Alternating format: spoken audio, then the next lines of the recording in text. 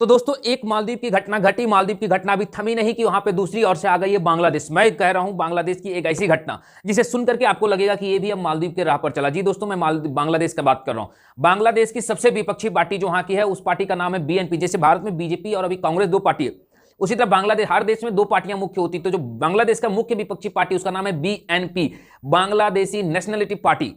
और उस पार्टी की चीफ है जो प्रधानमंत्री के लिए खड़ा होती, मैं बगल में तस्वीर दिखा रहा हूं, उसका नाम है वालिदा जिया। तो दोस्तों ये वालिदा जिया कौन है? ये वालिदा जिया ने ठीक मालदीव को कॉपी किया है। जैसे कि मुइज़ी जो है अभी वहां के राष्ट्रपति मालदीव के बने हैं। तो मैं यहां पे एक घटना छोटा सा बताता हूं कि जब वहां पे लगातार एक ही पार्टी की सत्ता आ रही थी और लंबे समय से जीता जा रहा था, तो जैसे कि इंडिया में हो या कोई भी देश में एक मूवमेंट पकड़ना पड़ता है, तो मालदीव ने एक मूवमेंट पकड़ा और उस मूवमेंट का नाम था इंडिया आउट। इंडिया आउट, भारतीय मालदीव छोड़ो, ये कैंपेन एक तरीका से चला। और मालदीव को हिंदुत्व की एक जो है हिंदूवादी, बीजेपी में मोदी जी को हिंदू कह के टारगेट करना, यानी कि हिंदू के चेहरे को दिखाना और खुद को एक मुस्लिम बता करके वोट पाने की परंपरा वहां ही। और जितने भी वहां मुस्लिम पॉपुलेशन है जो कि कट्टरपंथ को तो लोग वोट समर्थन देते ही देते, वो सबने कहीं ना कहीं मौजू की सरकार बनाई। आज बांग्लादेश सेम वही राह पे है। और बांग्लादेश ने क्या किया? बांग्लादेश की जो मुख्य विपक्षी पार्टी है बीएनपी, उसने और उनकी एक सहयोगी पार्टी है जिसे कि जिस व्यक्ति को आतंकी घोषित कर मान लिया गया है बांग्लादेश के द्वारा, उस व्यक्ति, उसका नाम है तारिक रहमान। मैं उसका भी तस्वीर बगल में दिखा दे रहा हूं, आप देख सकते हैं। उस व्यक्ति ने और जो यहां की है वालिदा जिया, ये दोनों मिल करके अब बांग्लादेश में अपने कार्यकर्ताओं को एक बात कहें कि आप अपने देश में एक मूवमेंट चलाइए, इंडिया आउट और इंडिया बांग्लादेश छोड़ो, भारतीय बांग्लादेश छोड़ो, भारतीय go back, India go back, India out to Bangladesh, ऐसे नारों के साथ बांग्लादेश ने वहां पे एक आंदोलन छेड़ी है, वहां के मुख्य विपक्षी पार्टियां। और कहीं ना कहीं इसमें कट्टरपंथी लगातार जुड़ते जा रहे हैं। सबसे बड़ी बात दोस्तों कि जो अभी शेख हसीना की सरकार है बांग्लादेश में, वो भारत सपोर्टर है, उसे लगता है कि भारत उसका दोस्त है। वहीं जो वालिदा जिया है, जो वहां की मुख्य विपक्षी पार्टी है, उसका कहना है कि हमें भारत से नहीं, हमें पाकिस्तान से दोस्ती रखना चाहिए। वो प्रो पाकिस्तान है। उसका कहना है कि भले ही हमारा पाकिस्तान से 100 लड़ाई चले, लेकिन पाकिस्तान एक मुस्लिम उम्मा है और हम मुस्लिम उम्मा, हमें दोनों को एक दूसरे से मिलकर चुम्मा चुम्मा खेलना चाहिए। यानी कि ये कट्टरपंथ की ठीक वही विचारधारा कि भले ही कोई देश आतंकवाद पर गोली चलाए और मिर्ची भारत वालों को भी कुछ को लगे। तो ये परंपरा और प्रवृत्ति आज बांग्लादेश ने भी अपने ऊपर अपना लिया। और वहां के विपक्षी पार्टी का कहना है, जो वहां के मुख्य विपक्षी, जैसे यहाँ की कांग्रेस का राहुल गांधी है, उसी तरह मुख्य का चेहरा है वाजिया। जो मैंने वालिदा जिया का बात बताई, वालिदा जिया ने कहा कि हमें बांग्लादेश के पाकिस्तान की ओर चलना चाहिए, चाइना की ओर चलना चाहिए, क्योंकि भारत एक हिंदुओं का देश है और पाकिस्तान जो है वो मुसलमानों का देश है, वो मुसलमानों के साथ खड़ा है। खैर, अब बात हम यहां से हट करके बात करते हैं। देखिए अब भारत को इसमें नुकसान क्या है। मैंने बोला इंडिया फर्स्ट पॉलिसी, भारत को ही यहां नुकसान है। क्या नुकसान है? अगर ये कैंपेन चलती है और इंडिया आउट का कैंपेन चलता है, तो मालदीव एक छोटा सा देश है, वहां हमारी आर्मी है, हम वहां रोक सकते हैं। लेकिन बांग्लादेश में आतंकवादी और कट्टरपंथियों की भरमार है। आपने दुर्गा पूजा, रामनवमी में हिंदुओं पर हमला सुना होगा। अब क्या होगा कि भारत हिंदू है, मोदी मुसलमानों पर अत्याचार करता है। आप वहां का अगर ट्वीट देखें मालदीव का, तो यही ट्वीट आया था कि भारत के जो हिंदू है मुसलमानों पर अत्याचार करते हैं, मोदी जो है वो मुस्लिम विरोधी है। और यही मानसिकता बांग्लादेश में बनाया जा रहा है। अगर बांग्लादेश में ये मानसिकता बनती है तो बांग्लादेश में क्या होगा? आप जान रहे हैं, वहां के लोकल हिंदुओं के साथ अत्याचार। और लोकल हिंदुओं को क्या मिला है? सीए और एनआरसी, वो भारत में शरणार्थी बनेंगे। खैर, बात इस चीज की नहीं करते।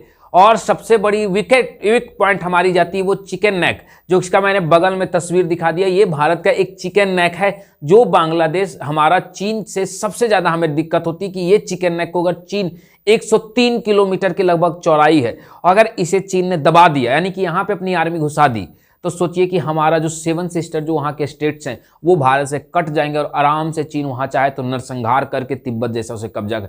इसीलिए हमें बांग्लादेश से एक मार्ग निकाला गया जो कि समुद्री मार्ग है। बांग्लादेश में हमारी सेना समुद्र की ओर से जाती और वहाँ तक फिर रसद पहुँचाया जाता है। इसलिए हम कहीं ना कहीं बांग्लादेश पर डिपेंडेंट हो जाते हैं। और ये गलती इंदिरा गांधी की भी एक तरीका से थी कि जब हमने बांग्लादेश को आज़ाद किया तो उसे एक अलग देश ही बना दिया, जबकि उसके कम से कम आधे हिस्से हमें अपने पास रखना चाहिए, जिससे कि बांग्लादेश सदैव एक तरीका से झुक के रहे और बांग्लादेश को मानना ही हमें नहीं देना चाहिए था। खैर दोस्तों, हम बात इस चीज़ से नहीं कर रहे हैं, हम बात को आगे की ओर चलते हैं।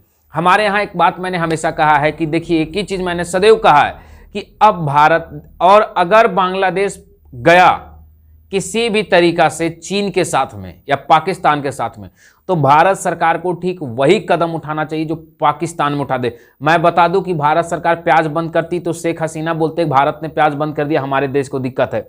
भारत आटा चावल बंद करे तो दिक्कत बांग्लादेश को होता है। भारत कोई भी चीज प्रतिबंधित करे, दिक्कत हमेशा बांग्लादेश को होता है। इसे कहते हैं बांग्लादेश हमारे ऊपर उतना ही निर्भर है जितना पाकिस्तान।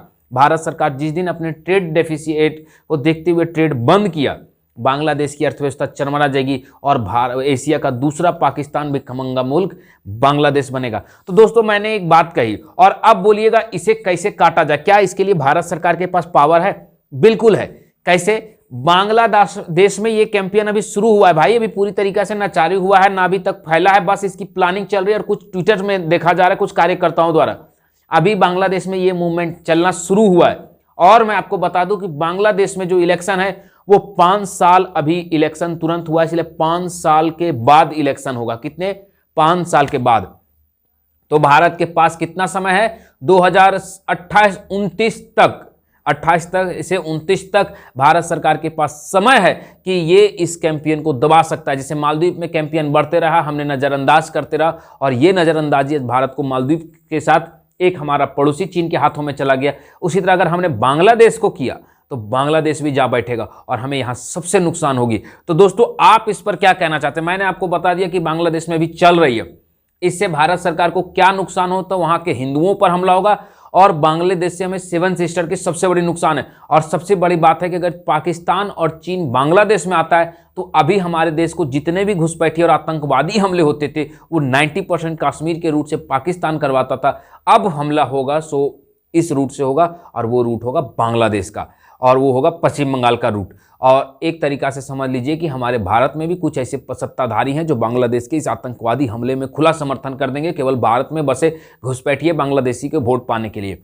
तो कहीं ना कहीं हमारे देश को लॉजिकल इनडायरेक्टली हैवी नुकसान है।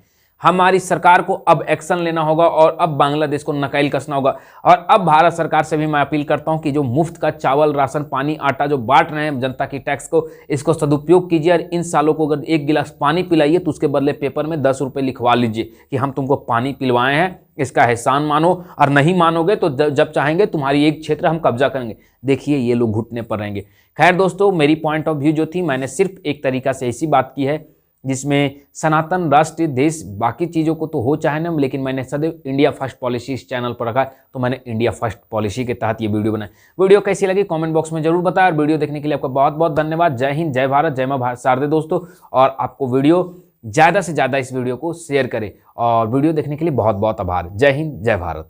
साथ ही साथ एक बात और मैं कह देता हूँ, चैनल पर पहली बार है, चैनल को सब्सक्राइब कीजिए, लाइक कीजिए तथा शेयर कीजिए, अपने दोस्तों तक इसे फैलाइए। और भारत सरकार से आप क्या कहना चाहते हैं मेरी इस विश्लेषण पर, यह भी कहिएगा। मेरी विश्लेषण सिर्फ एक मेरा निजी आधार था, मैंने केवल एक जानकारी दी है कि बांग्लादेश में क्या हो रहा है और भारत विरोधी बांग्लादेश किस प्रकार से घटनाएं दे रही है। तो मैंने जो आपको जानकारी दी, अगर जानकारी पसंद हुई हो तो चैनल को सब्सक्राइब करो। और ऐसी जानकारियों को पाने के लिए, फॉरेन पॉलिसी को पाने के लिए, इंडिया अगेंस्ट कोई भी वर्ल्ड का कंट्री करता है या फिर भारत के लिए अच्छी बुरी खबरों को मैं हर हमेशा इस चैनल पर लाऊंगा इंडिया फर्स्ट पॉलिसी के तहत। हमारे चैनल पर पहली बार है, चैनल को सब्सक्राइब करें और हमारे साथ बने रहें। जय हिंद, जय भारत।